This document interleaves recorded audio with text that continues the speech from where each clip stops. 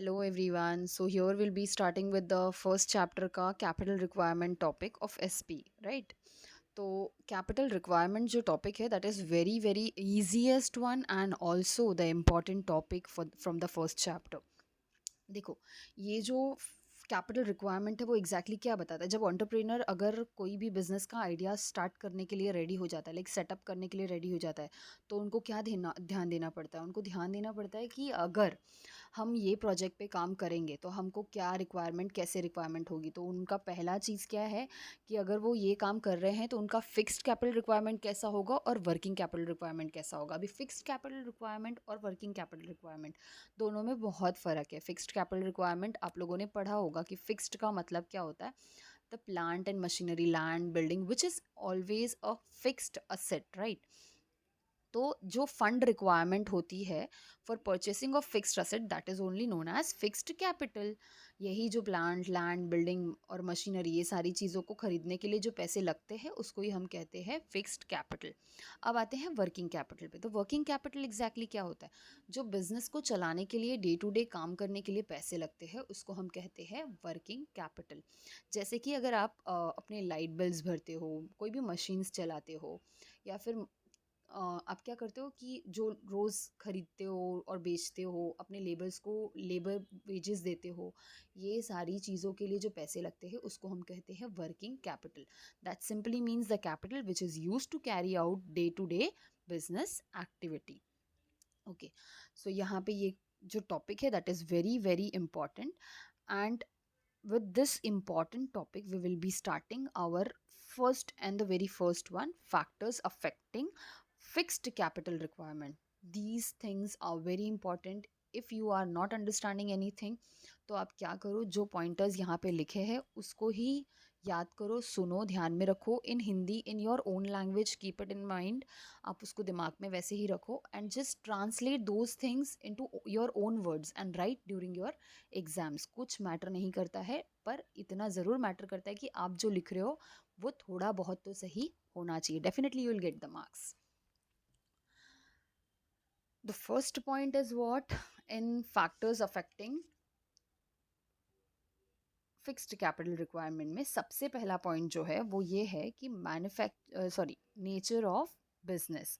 अभी nature of business में हम क्या देखेंगे कि बिजनेस का नेचर कैसा है, मतलब वो मैन्युफैक्चरिंग करने वाला है या वो ट्रेडिंग करने वाला है। अभी मैन्युफैक्चरिंग और ट्रेडिंग में फ़र्क है, right? Manufacturing industries are like public utilities that have to be invested huge amount of funds to acquire the fixed assets। मतलब क्या है, अगर आप मैन्युफैक्चर करते हो तो आपको रॉ मटेरियल खरीदना है, मशीन खरीदना है, तभी जाके कोई चीज़ मैन्युफैक्चर कर पाओगे।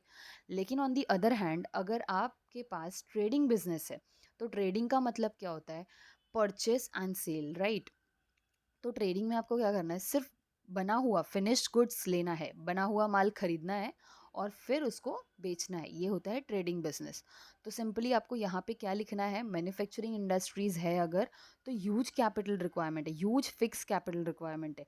लेकिन अगर ट्रेडिंग बिजनेस है तो there is no need of huge fixed capital requirement. Less capital, fix capital requirement लगेंगे अगर उनका नेचर है ट्रेडिंग का। Next point is size of business. Depend करता है कि आपके बिजनेस का साइज़ कैसा है, ठीक है। अगर जैसे कि आप अगर कोई बिजनेस चला रहे हो दैट इज़ अ ह्यूज और a big business which is carried on a large scale operation. अगर आप कोई लार्ज स्केल ऑपरेशन पे बिजनेस चलाते हो तो fixed capital requirement will be likely to be high, right. अगर आप अपना बिजनेस बहुत लार्ज स्केल पे चला रहे हो, बहुत बड़े बड़े चीज़ें कर रहे हो, तो वहाँ पे रिक्वायरमेंट क्या होगी, बहुत ज़्यादा होगी। किसकी रिक्वायरमेंट ज़्यादा होगी, फिक्स्ड कैपिटल की रिक्वायरमेंट ज़्यादा होगी। पर अगर on the other hand side अगर आप कोई भी छोटा बिजनेस कर रहे हो तो आपको requirement for the fixed capital will be less. Based on your machines, equipments, सब चीज़ों पे डिपेंड करता है। अगर आप कोई भी वड़ा पाव स्टॉल स्टॉल चला रहे हो तो आपको डिफरेंट लगेगा, लेकिन अगर आप कोई बर्गर शॉप चला रहे हो जहाँ पे बर्गर बेच रहे हो तो उसके लिए डिफरेंट लगेंगे। तो that is what it is very needed कि आपके पास मशीन्स कौन सी चीज़ें, अगर सिर्फ आप क्या कर रहे हो, ह्यूमन यूज़ कर रहे हो, ह्यूमन टैलेंट यूज़ करते हो तो थोड़ा कम लगेगा। अगर आप ऑटोमेटिक मशीन्स यूज़ करते हो टू गिव द प्रोडक्शन तो आपको मशीन के लिए फिक्स कैपिटल की रिक्वायरमेंट थोड़ी ज़्यादा हो जाएगी। Next point is scope of business.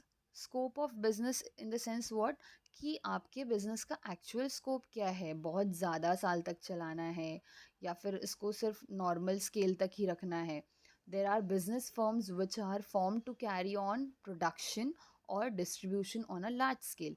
मतलब अगर आपके बिजनेस का स्कोप है कि वो और आगे ग्रो करे, ठीक है, लॉन्ग टर्म प्लान्स अगर आप बना लिए हो, तो requirement for fixed capital will be more, क्योंकि आपका इन्वेस्टमेंट भी ज़्यादा लगेगा. Fixed capital investment serve strategic objective, that is long term plans of the business, right. The benefits of the fixed capital investments are spread over several years. अगर आपने ज़्यादा पैसे business में लगा दिए हैं तो वो बिजनेस काफ़ी ज़्यादा साल तक चलेंगे. मतलब जैसे आप फिक्स्ड असेट्स मशीन्स जैसे खरीदते हो तो उसके ऊपर डिपेंड करता है कि requirement of fix capital will B high. Next point is extent of lease और रेंट. तो सबसे पहली चीज़ क्या है हमको नोट डाउन करना है, which is in green. Lease का मतलब क्या होता है, a property taken on rent for a longer period of time. See I hope that you all have watched KGF movie. तो वहाँ पे क्या है, कुछ 70 ईयर्स या फिर 90 ईयर्स के लिए उन्होंने प्रॉपर्टी लीज पे ली हुई रहती है, फिर उसमें से सोना निकले वो उनका होता है. That is what here the same meaning is. अगर किसी एंटरप्रेनर ने क्या किया है, प्रॉपर्टी को लीज पे लिया है, ठीक है. If the entrepreneur decides to acquire the assets on lease और rental basis, less amount of funds for the fixed assets will be needed for all the business.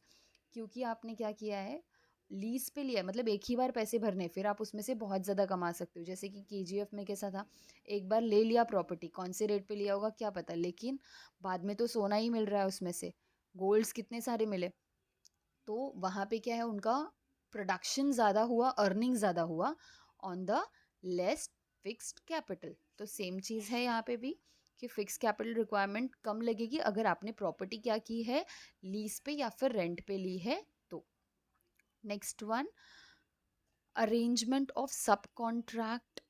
Arrangement of sub contract में what we will be doing is कि अगर आपने अपना like सी, यहाँ पे it is said that कि अगर आपने कोई भी काम जो लिया है उसका सब कॉन्ट्रैक्ट किया है, मतलब आप क्या कर रहे हो, if the business wants a subcontract some process of a production to others, limited assets are required to carry out the production. It would minimize fixed capital requirement of the business. देखो कैसे हुआ ये चीज़, क्योंकि अगर आप सब contract में कर रहे हो मतलब आपने किसी और को काम दिया है, एक्चुअली काम आपको दिया गया था पर वो सारे मशीन्स आपके पास है नहीं. Instead of purchasing those machines आप क्या कर रहे हो, जिसके पास मशीन है उसको वो काम दे रहे हो. तो that is what known as sub contract. तो इसके लिए आपको लिमिटेड फिक्स कैपिटल रिक्वायरमेंट लगेंगे. Next point is acquisition of old assets. अब देखो यहाँ पे क्या है, अगर आपने क्या किया है, नए मशीन खरीदने की बजाय पुराने मशीन खरीद, एक्विजिशन का मतलब परचेस करना है यहाँ पे. अगर आप पुराने मशीन्स परचेस करोगे तो आपको कम पैसे में मिलेंगे. जैसे अगर हम कोई सेकेंड हैंड फ़ोन खरीदते हैं तो हम क्या करते हैं, उसका पेमेंट कम ही करते हैं, भले वो मोबाइल सिर्फ 2 दिन ही क्यों ना यूज़ हुआ हो, लेकिन that becomes second hand, right. So you will be paying less amount for it. तो कोई भी ओल्ड इक्विपमेंट्स या फिर प्लांट और मशीनरी अगर आप कोई खरीदते हो तो it will be definitely purchased on low price. तो जब लो प्राइस में उसको खरीदोगे तो आपका फिक्स्ड असेट क्या जा रहा है, फिक्स कैपिटल क्या जा रहा है, कम जा रहा है, ठीक है. So this much is done. I hope this 6 points का explanation might have helped you, and please do like, share and subscribe the channel. Thank you.